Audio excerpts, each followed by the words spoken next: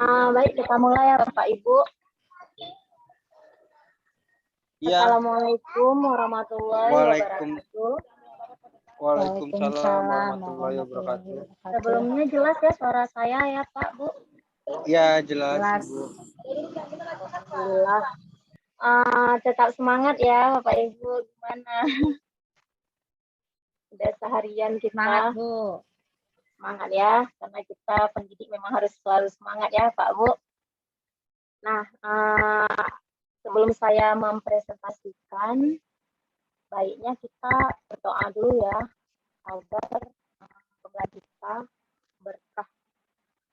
Boleh Bu Yus pimpin doa, Bu? Baik, terima kasih Ibu.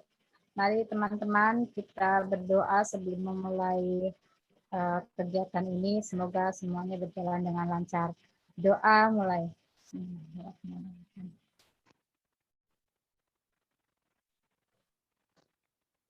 Ya, selesai. Silahkan Bu. Terima kasih Bu Yus. Alhamdulillah. Nah, hari ini saya akan memaparkan tentang asesmen formatif dan sumatif. Nah, Bapak Ibu, sebelumnya kan kita sudah pelajari nih tentang asesmen diagnostik. Adakah dari Bapak Ibu yang masih mengingat apa itu asesmen diagnostik? Ada Pak Ri atau Bu Yus? Ada Ibu, ada terlihat. Ada ya terlihat. Ya Pak Rizky. Ya. Halo Pak Rizky. Halo.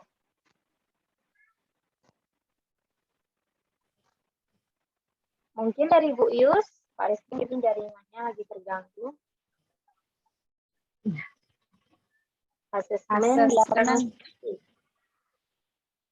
Asesmen diagnostik itu adalah suatu rancangan untuk menyusun lupa saya Bu. Oke, baik, akan saya bahas sekilas ya, Ibu, ya. Bapak. Ya, penilaian asesmen diagnostik itu adalah untuk bertujuan kita melihat kelemahan-kelemahan anak siswa agar kita bisa membimbingnya. Nah, jadi sebelum kita masuk ke asesmen formatif dan asesmen sumatif, kita sudah mengetahui, oh anak ini begini kondisinya. Oh anak ini kelemahannya ini, kelebihannya ini. Nah, begitu. Paham ya Bapak Ibu? Oh iya. Oke, paham. Asesmen formatif dan asesmen sumatif. Nah, di sini agenda sesinya yang pertama konsep asesmen formatif dan sumatif. Yang kedua bentuk asesmen dan yang ketiga adalah umpan balik.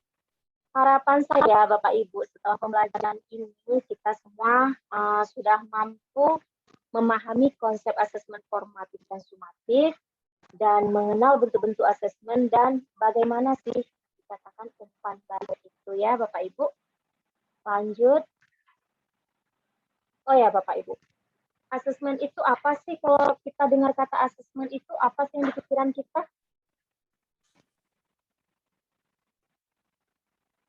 Halo? Asesmen. Kayaknya ini bahasa baru ya yang kita dengar. Padahal sering kita jalani, memang selalu kita jalani. Asesmen. Bentar, Bu. Pak Rizky, gimana Pak? Halo Pak Rizky. Pak Rizky jaringannya lagi nggak bagus ya. Jadi kita berdua sih Bu Yus. Berdua. Pak Rizky nggak ada suara dong ya. Iya, nggak rame. Ya udah kita aja rame Ibu Yus. Nah, kita kembali ke asesmen. Kita biasa mengenal kata asesmen itu mungkin lebih kita kenal dengan kata evaluasi ya Bu Yus ya. Biasanya ya, kurang lebih seperti itu walaupun tidak sama persis ya Bu ya. Nah, di sini kita mengenal jenis asesmen. Ada asesmen formatif dan sumatif. Nah, di sini ada 3 dia. Yang pertama, asesmen as learning, yaitu sebagai refleksi proses pembelajaran. Di sini Bu sebagai proses, yaitu berarti kita sedang melakukan pembelajaran, kita bisa refleksi secara langsung anak-anak tersebut. Sudah paham tidak? Sudah sejauh mana dia pahamkan pembelajarannya? Nah, yang kedua ada asesmen for learning, yaitu asesmen untuk perbaikan proses pembelajaran. Ini kita gunakan untuk melihat pembelajaran kita itu bisa diterima enggak dengan anak-anak, cocok enggak dengan anak-anak, ataukah metode yang kita pakai ini cocok enggak? Gitu ya Bu ya. Nah, yang ketiga assessment of learning, yaitu sebagai evaluasi pada akhir proses pembelajaran, yaitu asesmen sumatif ya Bu ya. Nah, selanjutnya berarti kalau ya Bu. Iya, mau tanya tadi yang ya Bu. Diulang ya. Yang ini asesmen sebagai refleksi proses pembelajaran. Berarti sifatnya tadi kan sifatnya langsung ya Bu ya. Berarti saat pembelajaran gitu, misalnya mungkin tanya jawab gitu ya, langsung diskusi ya Bu ya, lisan gitu ya. Iya, secara langsung. Jadi kita sebagai guru bisa menilai, misalnya lagi diskusi kan ada tanya jawab tuh Bu. Nah, kita bisa langsung menilai. Gitu. Berarti proses ya Bu ya. Ya, saat proses. Nah, ini konsep asesmen formatif dan sumatif. Bu Dia tahu nggak sih perbedaan asesmen formatif dan sumatif? Perbedaannya ya. Kalau formatif dilakukan setelah akhir pembelajaran ya. Kalau kebalik sumatif, kebalik. Iya. Sumatif setelah akhir pembelajaran. Iya. Gitu. Nah, kalau formatif di akhir semester. Iya. Atau di akhir pembelajaran ya Bu ya. Atau bisa jadi ulangan harian ataupun ulangan harian. Penilaian tengah semester Bu ya. Penilaian harian. Akhir semester. Ya, sampai di sini paham ya Bu ya. Di sini ada dikatakan konsep asesmen, yaitu metode evaluasi yang dilakukan untuk evaluasi proses, seperti yang kita bicarakan tadi ya Bu ya. Evaluasi proses pemahaman murid, kebutuhan pembelajaran, dan kemajuan akademik selama pembelajaran. Kemudian asesmen formatif memantau pembelajaran murid dan memberikan umpan balik yang berkala dan berkelanjutan. Kemudian bagi murid, asesmen formatif berfungsi membantu murid itu sendiri mengidentifikasi kekuatan dan aspek yang perlu dikembangkan.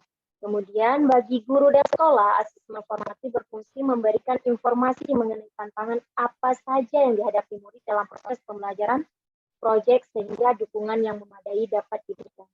Dan yang terakhir, asesmen formatif dapat diberikan oleh guru, teman, atau diri sendiri. Jadi di dalam proses itu Bu, kita bisa saling tukar informasi dengan murid, ataukah murid sesama murid, gitu ya Bu ya? Ya. Nah selanjutnya untuk diri sendiri gitu ya? Oh ya, untuk dari diri kita ya Bu ya? Menilai diri kita sendiri. Ya. Kemudian metode evaluasi yang dilakukan, ini kurang apa bentar Bu ya? Yang dilakukan di akhir pembelajaran itu tadi yang kita bicarakan, sumatif ya Bu ya. Biasa dia jelas, gimana ya maksudnya ya, tertulis biasanya ya Bu ya, secara umum ya.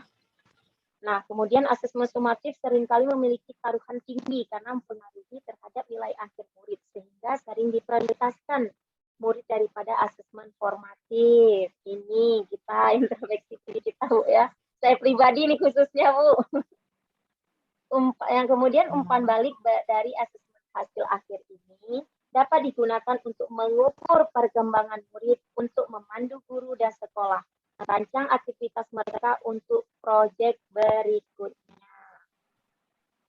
Nah, ini dia ada manfaat, ada asesmen formatif untuk guru, untuk murid.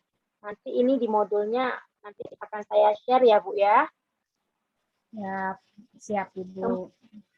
Ya, kemudian ini ada penekanan asesmen formatif. Bentar Ibu ya. Saya bawa kemana dulu biar nampak. Nah, ini Bu, kondisi saat ini. Bisa kita lihat Bu dari gambar ini bahwa assessment of learning lebih sering kita prioritaskan ya Bu ya, daripada assessment for learning dan assessment as learning. Iya kan Bu?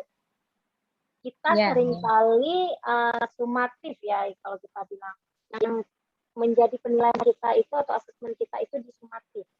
Kita lupa akan proses. Nah, apakah keadaan ini di saya sendiri atau Ibu juga mengalaminya? Kalau saya sendiri proses selalu dilakukan gitu, selalu dilakukan. Iya, jadi banyak sekali misalnya di akhir pelajarannya tidak banyak yang saya tanyakan, paling hanya beberapa gitu dari ya paling 3 pertanyaan atau itu udah cukup gitu. Kan sesuai dengan kalau kemarin kan KD ya, jadi sesuai dengan KD-nya apa misalnya. Gitu. Hanya tanya jawab aja gitu, atau enggak ya menulis gitu. Karena udah diproses ya Bu ya, berarti sangat baik udah proses yang Bu use dalam memberi pembelajaran ke anak-anak. Nah kalau saya sendiri Bu kan proses saya lakukan, tapi sering gimana ya, kebawa suasana ya Bu ya, terakhir. Iya. Kayak ngawur gitu. Ya gitu Bu. Proses tetap dilakukan, tapi ya kita karena yang kayak kita bilang tadi nggak fokus ke itu untuk asesmennya ya Bu ya. Tapi kalau penilaian akhir ini ulangan nih, kalian harus belajar ya, harus ini harus itu. Kita fokus gitu kan Bu. Oke, baiklah. Nah semoga Bu kan setelah kita pelatihan ini kita mampu Bu ya menyeimbangkan antara formatif dan sumatif, bahkan harusnya lebih ke formatif, lebih ke proses. Karena saya yakin kalau prosesnya baik, insya Allah hasilnya akan lebih baik ya Bu ya. Gimana Pak Rizky? Sudah bisa tersambung? Iya Ibu, berarti dengan adanya asesmen ini untuk memperbaharui kurikulum yang sebelumnya sekarang untuk menjadi yang lebih baik ya Bu ya. Kalau dilihat dari tolak ukur tadi, diharapkan menjadi jauh lebih baik ya daripada yang kurikulum yang sebelumnya. Harapan kita Pak seperti itu, dan insya Allah semoga kita bisa membuat pembelajarannya memang jauh lebih baik ya Pak ya. Ya, karena menekankan pada proses ya. Iya, karena kita melihat akan proses. Selanjutnya penekanan pada asesmen formatif. Nah, ini sama seperti tadi, cuma ini berbentuk piramid. Nah, di sini dikatakan penting pada kurikulum ini guru diharapkan memberikan proporsi lebih banyak pada pelaksanaan asesmen formatif daripada menitikberatkan orientasi pada asesmen sumatif. Harapannya ini akan mendukung proses penanaman kesadaran bahwa proses lebih penting daripada sebatas hasil akhir. Dari gambar ini kita bisa lihat kan, learning sama for learning itu lebih besar daripada off learning. Ya Bu ya. Tapi off learning ini walaupun di ujung dia sangat menentukan hasil dari keseluruhan ini. Gitu Bu. Bisa dipahami ya Bapak Ibu? Iya Ibu, paham. Kebetulan di tempat saya ini lagi azan Bu ya. Nah, kemudian kita ke agenda yang kedua, yaitu bentuk asesmen formatif dan sumatif. Nah, menurut Bapak dan Ibu, asesmen apa aja yang sudah pernah Bapak lakukan? Atau ke-10-nya ini pernah Bapak lakukan? Atau yang mana yang belum Bapak lakukan? Pak Rizky bisa? Halo Pak Rizky? Menghilang lagi Pak Rizky, Bu Yus kita lagi. Azan ya, lagi azan. Oh, iya. Di sana Bu terdengar jelas? Yang ya terdengar jelas. Yang tertulis yang sudah saya lakukan yang selalu biasanya ya ada esai, kemudian tes tertulis, kemudian jurnal itu juga saya lakukan. Kemudian untuk yang tidak tertulis biasanya presentasi ya, tes lisan, kemudian diskusi kelas. Itu. Bisa dikatakan 70% lah Bu ya. Sudah Ibu lakukan ya. Kalau Pak Rizky gimana Pak? Tidak ada jawaban. Jadi kita lanjut aja, nggak apa-apa. Nah, ini umpan balik. Kita go to the asesmen formatif dan sumatif. Nah, dari ke-10 ini Bu, contoh-contoh asesmen yang dapat kita lakukan, baik itu tertulis maupun secara tidak tertulis. Nah, kalau Bu I sendiri, mapelnya apa ya di sekolah, Bu? Kenapa? Mapel Ibu di sekolah seni budaya juga? Iya. Nah, kalau misalnya menurut Bu Yus ya, ini kita diskusi berdua, Bu. Kalau misalnya kita masuk ke materi menggambar fauna, flora, dan alam benda ya, kita ambil materi pertama aja seni rupa kelas 7 ya, Bu ya. Menurut Ibu, bentuk asesmen yang bagaimana ya yang cocok dengan materi tersebut? Bu Sri, saya izin ya, lagi di perjalanan ini. Oh mau iya Pak. Jalan. Saya sambil mendengarkan, ya. Ya Pak, ya.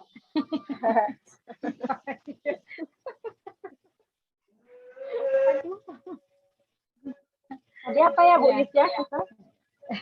Tadi apa sampai hilang saya? Oh ini materi menggambar flora fauna ya Bu ya. Kan sesuai dengan materinya. Kalau memang materinya itu tentang menggambarnya gitu ya, membuat karya, berarti kan bisa ke poster gitu. Tapi kalau misalnya untuk hanya konteks pemahaman gitu, pemahaman, pengetahuan, berarti saya biasanya ke esai atau jurnal atau tes tertulis gitu. Nah, kalau misalnya kalau berkarya membuat ya. Iya, kalau membuat ya bisa ke gambar gitu, membuat desain dan sebagainya. Jadi dengan materi itu masih banyak pilihan ya Bu ya, bisa kita lakukan asesmennya Bu ya. Oke, yang ketiga agenda kita umpan balik. Mengapa umpan balik itu penting? Nah, kita Bu pasti selalu melakukan umpan balik ya Bu ya di akhir pembelajaran, baik itu menanyakan kembali atau memberi tugas ya Bu ya. Nah, ini ya, umpan balik merupakan kumpulan informasi mengenai bagaimana seseorang melakukan suatu kegiatan. Umpan balik biasanya berisi hal baik yang sudah dilakukan, hal yang butuh perbaikan, dan hal yang bisa dikembangkan untuk aktivitas selanjutnya. Jadi, Bu, dengan kita memberikan umpan balik, kita mengetahui hal-hal apa yang harus kita perbaiki ke depannya gitu. Nah, hal apa yang anak-anak sudah paham atau belum paham tentang materi tersebut. Begitu ya, Bu ya? Iya. Nah, ini jadi manfaat umpan balik. Ya, mengetahui maksudnya sejauh mana sih pemahaman anak-anak tentang materi itu. Berhasil enggakah materi itu kita sampaikan untuk anak-anak. Gitu ya, Bu ya. Ya, untuk mengukur mengukur keberhasilan. Mengukur Bu ya. Manfaat umpan balik. Nah, ini bagi kita sendiri guru memberikan informasi perkembangan murid untuk memodifikasi pengajaran dan pembelajaran di masa depan. Berarti dengan adanya umpan balik kita bisa merefleksi diri kita ya Bu untuk pembelajaran selanjutnya atau materi selanjutnya, atau di materi itu tapi yang kita mengajar untuk tahun depan mungkin Bu ya. Jadi kita bisa merefleksi bahwa apa nih yang harus ditambahkan gitu. Nah, bagi murid sendiri membantu murid untuk mengetahui kelebihan dan kekurangan mereka sehingga murid dapat mengatur dan merasa berperan dalam proses pembelajaran mereka. Memberikan umpan balik ke sesama teman juga memberikan kesempatan untuk belajar dari satu sama lain. Kayak kita bilang tadi Bu ya, sesama peserta didik mereka bisa saling bertukar informasi ya Bu ya. Diskusi, ya. Itu apa namanya, belajar dengan apa ya, sebaya ya Bu ya. Mentor gitu ya. Iya, mentor sebaya ya Bu ya. Mentor sebaya. Sama. Karena sebagian murid kan Bu kalau belajar sama kita mungkin guru karena merasa seperti tertekan atau enggak pede gitu kan Bu. Jadi enggak langsung dicerna, tapi kalau sama kawan mungkin dia merasa nyaman gitu. Nyaman. Iya, makanya dengan mungkin teman sebaya. tutor sebaya itu ya bagus Bu ya. Nah, ini membuat umpan balik yang efektif. Ini cara-cara kita membuat umpan balik Bu. Efektif. Yang pertama, speed up, mengklarifikasi tujuan dengan murid. Yang kedua, feedback, yaitu tanggapan atas pekerjaan murid dan kemajuan mereka. Nah, yang ketiga, feed forward, saran bagi murid untuk dipakai di masa depan menggunakan data dari feedback. Nah, kalau feed up itu mengklarifikasi tujuan dengan murid. Kita sebelum pembelajaran kita bicara mereka, kita omongin bahwa tujuan ibu belajar ini kalian pada akhirnya kalian memahami belajar gitu ya Bu ya.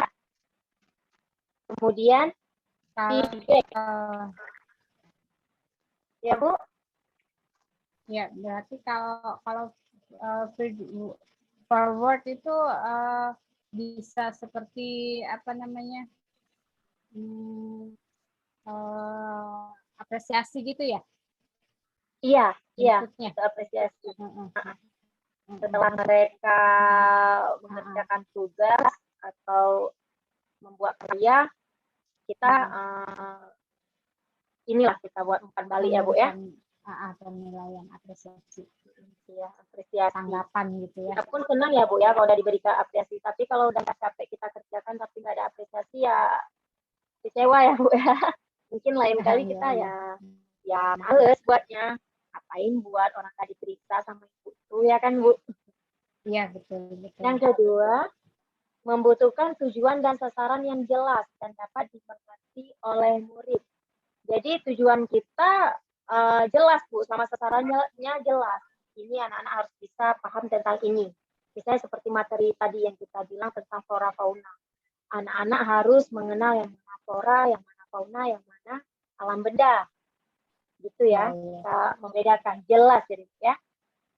Nah, yang ketiga, memungkinkan mereka untuk mengidentifikasi apa yang mereka ketahui, apa yang mereka pahami, di mana mereka membuat kesalahan, di mana mereka memiliki kesalahan, kemudian kapan mereka terlibat atau tidak terlibat dalam pembelajaran.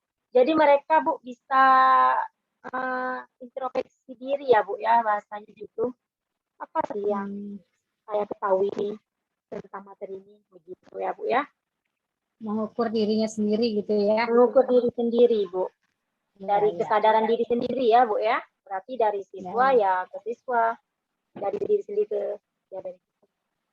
Nah ini Bu dia salah satu contohnya leader of feedback. Contoh praktik baik memberikan umpan balik secara berjenjang. Ini Bu yang kita bilang tadi apresiasi nih.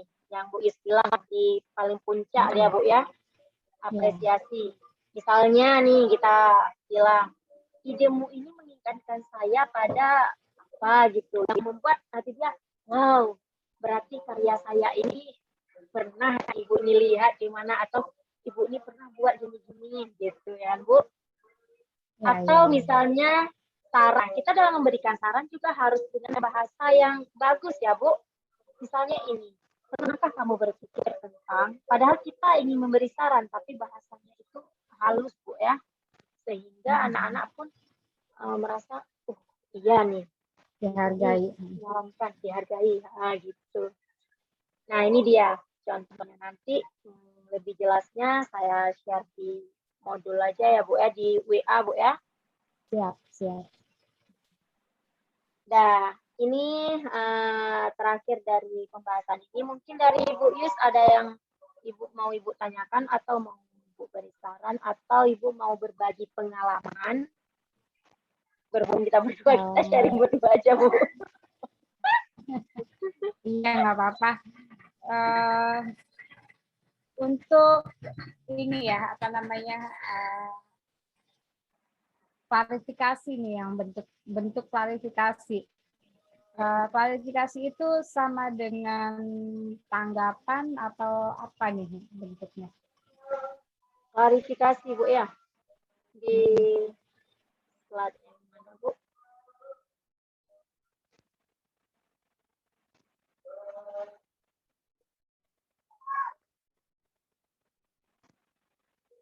Di mana tadi ya Bu? Iya, tadi di yang tangga tadi. Oh di tangga ya? Iya. Bukan pas Oh, di pertama tuh yang penilaian. Nah ini klarifikasi nih. Mungkin bukan kita sudah memberikan soal gitu, tapi kita menanyakan ulang. Nah, itu klarifikasi. Bisa jadi kita mengklarifikasi apakah jawaban dari dia atau memang itu jawaban yang dicomot dari tetangga gitu kan Bu? Kita, gitu. Ya. Jadi kita kayak mengetes ulang Bu ya. Apa ya yang kamu maksud dengan ini gitu kan? Cuma cara nanya kita apa ya yang kamu maksud dengan ini? Padahal kita ingin tahu bahwa ini jawaban ini dari dia sendiri atau dari teman gitu Bu.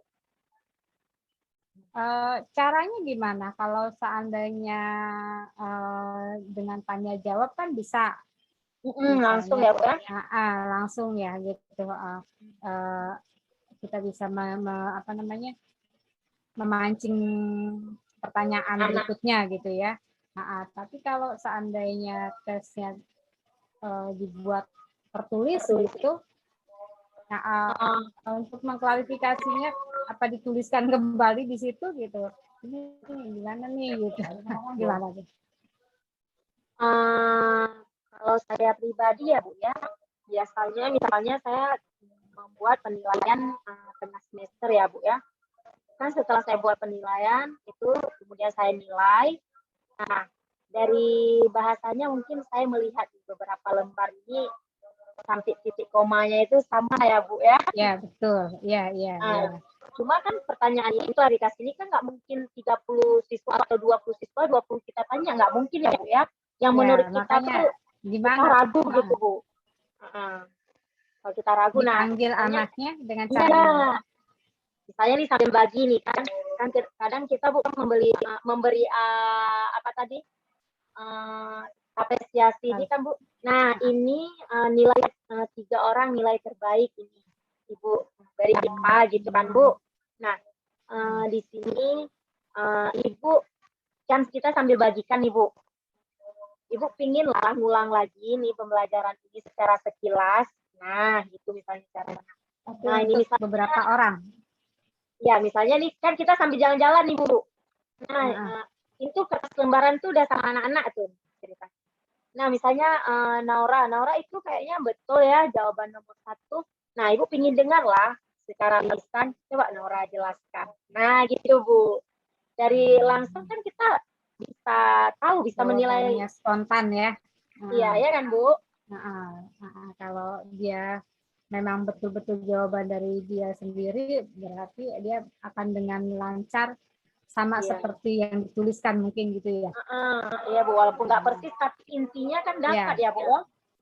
Iya betul. Ada lagi Bu Yus? Saya rasa cukup ya. Ya. Pak Rizky Ya, lagi masih di jalan ya? Iya, karena waktunya juga Bu. Iya, enggak ini Bu ya. Iya. Kita banyak kendala. Oke Bu, sampai di sini presentasi dari saya. Semoga bisa mengambil hikmahnya ya. Yang baik bisa kita ambil, yang buruk jangan diambil. Nah, semoga kita bisa menjadi pendidik yang lebih baik ke depannya. Bu ya, bisa menerapkan terutama dalam tema asesmen ini yang sedang kita bahas ya Bu ya. Nah, dari presentasi ini dapat kita simpulkan bahwa asesmen itu adalah upaya untuk mendapatkan informasi dari proses atau hasil pembelajaran untuk mengetahui sejauh mana perkembangan atau pencapaian peserta didik dalam pembelajaran. Gitu ya, Bu ya. Nah, asesmen ini bisa yang formatif dan sumatif, di mana formatif ini lebih mengutamakan proses atau berlangsung di selama proses pembelajaran. Sedangkan sumatif itu asesmen yang penilaiannya itu yang dilakukan di akhir, gitu ya Bu ya. Ya. Nah, semoga dapat dipahami Bu. Ada yang mau disampaikan Bu? Cukup jelas. Jelas ya. Oke Bu, sampai jumpa lagi di materi selanjutnya. Lebih dan kurangnya mohon maaf, saya tutup. Wabillahi taufiq wal hidayah. Assalamualaikum warahmatullahi wabarakatuh. Waalaikumsalam warahmatullahi wabarakatuh. Terima kasih. Terima kasih.